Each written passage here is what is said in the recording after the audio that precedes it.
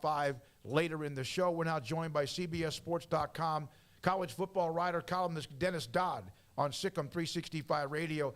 Dennis, is it quiet today? Is any day for you right now covering the landscape of college football quiet?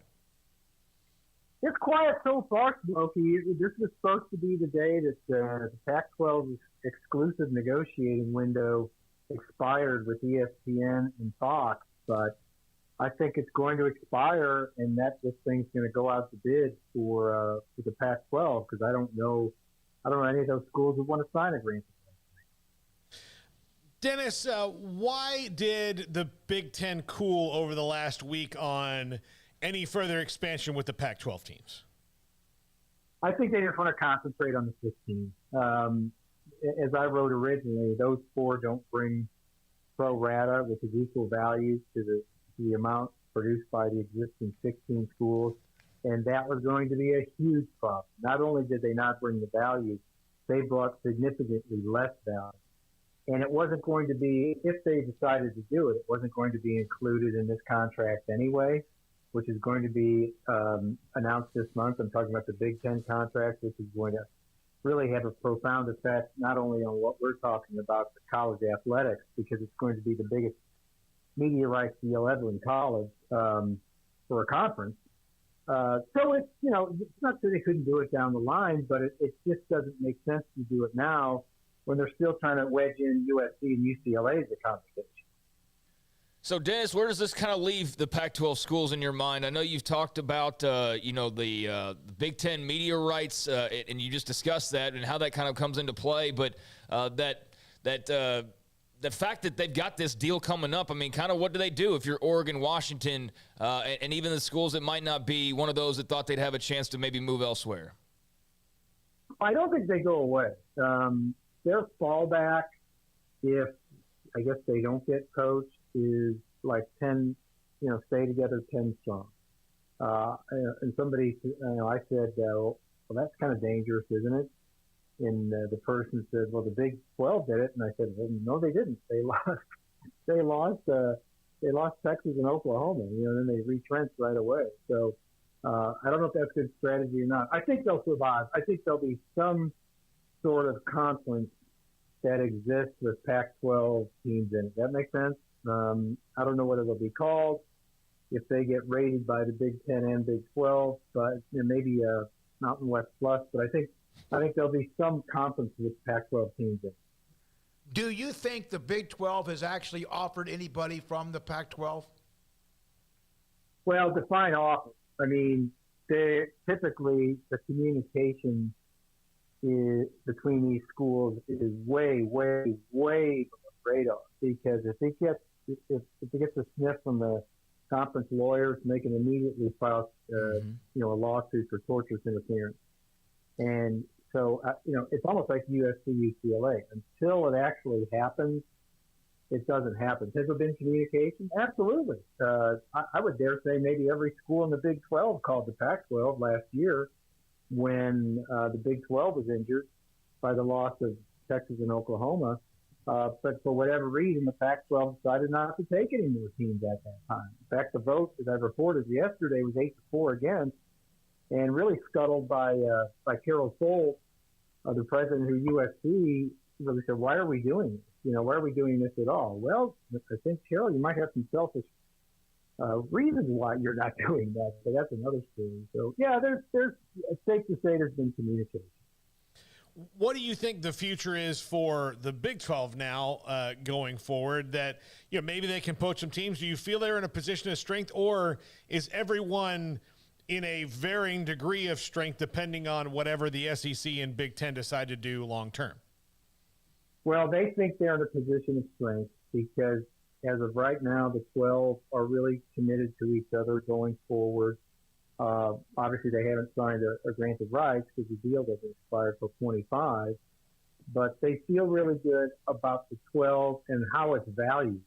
It has been valued by a combination of Endeavor, which is their sports media advisor, and Mark Shapiro, who I think is the president of that group or executive director.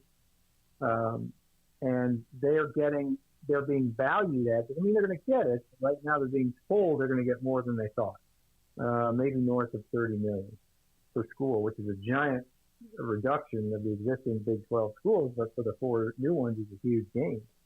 So they think it's not a big advantage over the Pac-12, but it's enough of one now to stay together. Consider poaching teams. Dennis, what do you expect in terms of the Big Ten TV deal and any type of a timeline? Are you expecting that relatively soon, like it seems a lot of others are? Well, I wrote in May that Kevin Warren told me, the commissioner, that he expected something around Memorial Day. Well, that came and went. Then June 30th popped up, which is the day USC and UCLA, that announcement came. So that reconfigured the whole thing. And so I guess my latest is, long story short, expect something by the beginning of the season, because that goes online. Let's see, those teams come in 2024, I believe, USC and UCLA. So I would expect something that will, by all professional industry source accounts, is going to be a record north of $1 billion annually for the Big Ten. Now, to put that in perspective, the Big Ten is coming off a 6-year deal with Fox and ESPN, the total value of which is $2.64 billion. We're talking about more than $1 billion annually, so you can see how big that is. What happens if it doesn't get to that point? Do you feel like they wouldn't say that, or they may be ahead of the skis a little bit on the number, or do you feel like that's just industry talk? In what regard? What number are you talking about? The $1 billion, or now with USC and UCLA. Oh, that's just I get that from Sports Business Journal, which is the publication. That's all they do is this stuff, and they're the ones that have been going with this for months, basically since May. That industry sources are saying it's going to be north of $1 billion. I've had no one contradict them. In other words, their reporting is pretty good, and I have every reason to believe that's the case. Now, USC and UCLA are going to bring added value to that, but really equal value. In other words, they will, whatever it is, 80 to 100 billion per school. So it's going to be about 1.2 billion, just slightly under that per year for the Big Ten. Now that they have 16 teams once that contract starts. So no, that's where I'm getting that, and I have no reason to believe that's not true. So if the Big Ten and SEC are happy to sit at 16 for now, is it just sitting at 16 for now while they figure out the next move, or is that do you see an end game here where everybody stays alive, or at least 4 conferences stay alive somehow? Well, the first question is Big Ten done? Yeah, who knows, right? Yeah, no, was that the question? Yeah, you said they're kind of happy at 16 right now. Does that mean that they could be potentially done down the line, or?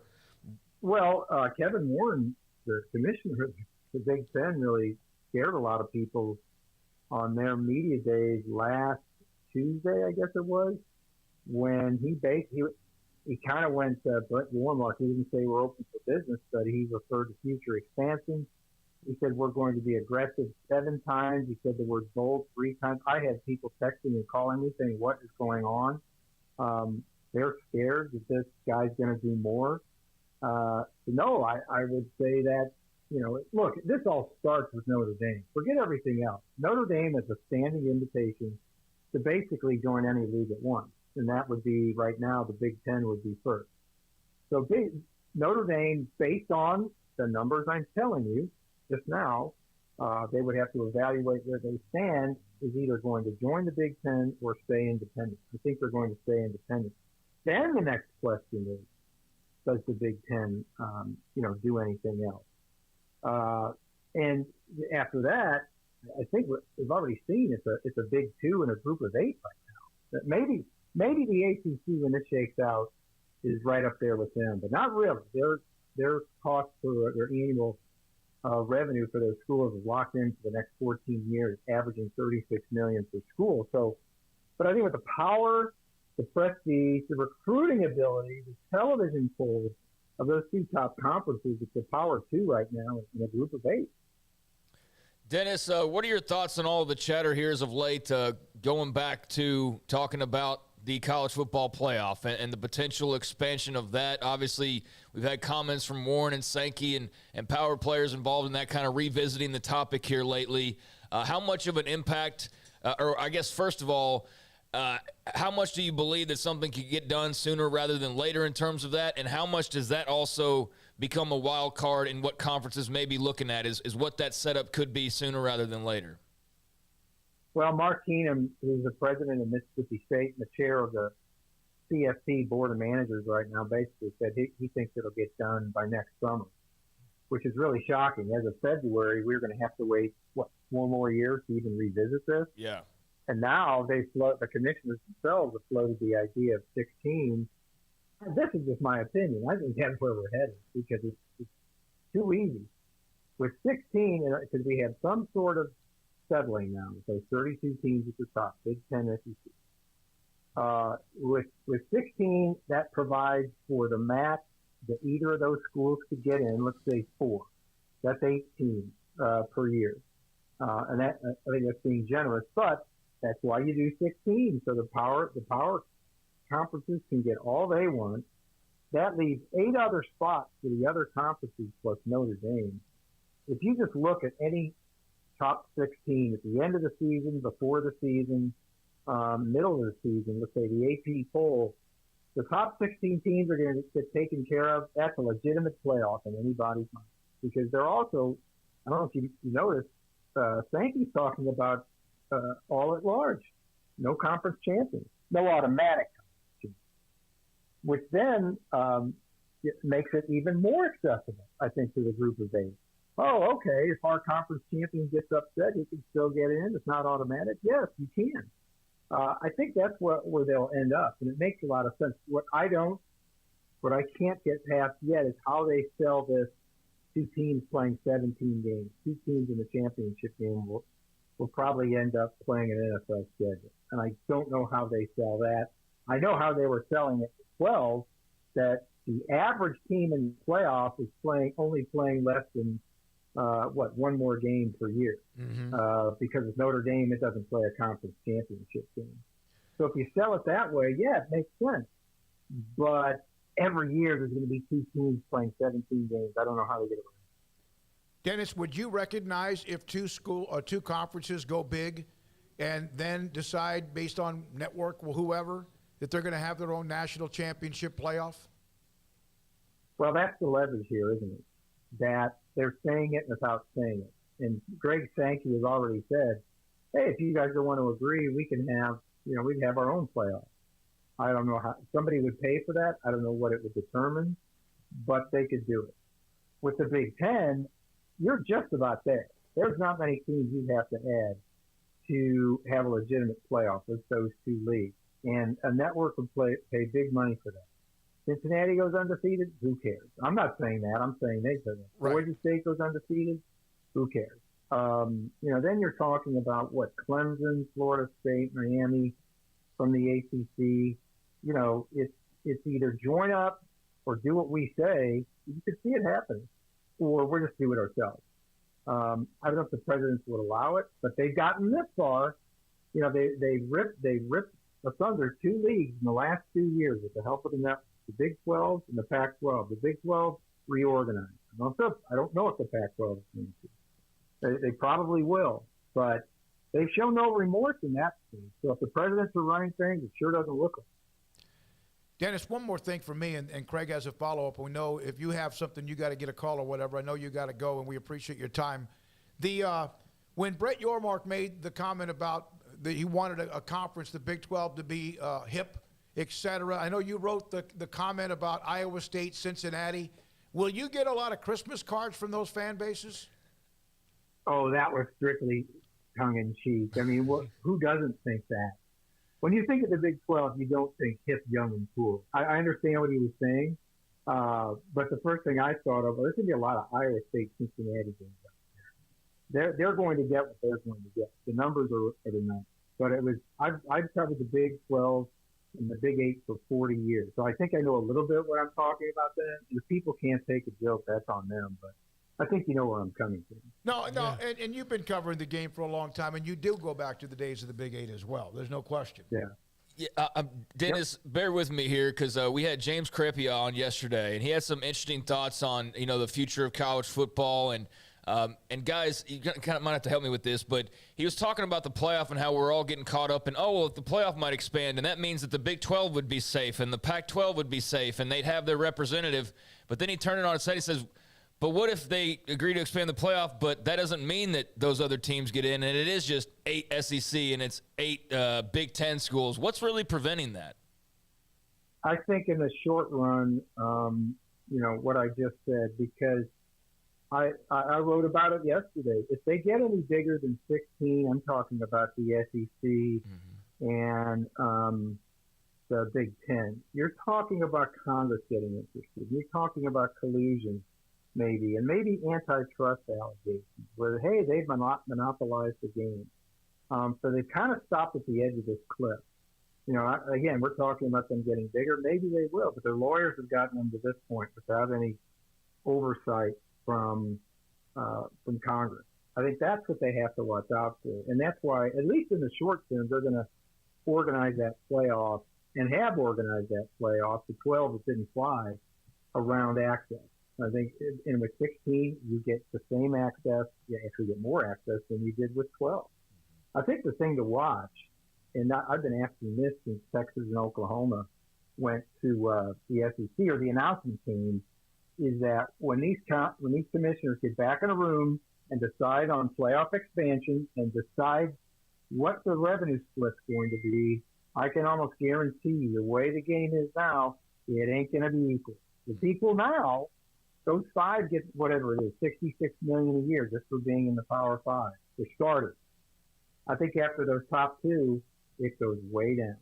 Pac-12, Big 12, Big 10, Big 12, Pac-12, ACC, and then you go down another level with the American and Conference USA. They're not going to get the same amount. They may even have to pick from a pool. So the same way the Group of 5 does now. I think that's the next thing to watch. In the short term, I think there's going to be that. Do you think, Dennis, and my final question, do you think the Big 12 in the end, whenever they start to get information with Shapiro and obviously with your mark and all the others, that they will end up getting more money per year than you thought? Yeah, I don't know. Again, I don't know what I thought, because Bob Bowlesby immediately after this happened last summer went before the Texas Senate, I think, or something, and testified that the league had lost 50% of its value. So in the last year of the contract, I think somebody told me the Big 12 teams will get $44 million each with the current contract. Well, if it's 50%, they're down to $22 million. So now if they're being told it's north of $30 million, well, that's good compared to last summer. But can an Iowa State afford a Matt Campbell to re-sign him? If a big-time coach comes on the market, can they afford to go after him? Can they start now not being able to afford charter to travel or recruiting budgets or stuff like that? That's what we're talking about. And I haven't even mentioned debt service in building facilities. So I think that's the additional questions here. Yeah, more than I thought initially. Yeah, but that is all relevant based on what I just talked about. Thank you, Dennis. Appreciate your time. Dennis Dodd, CBSSports.com.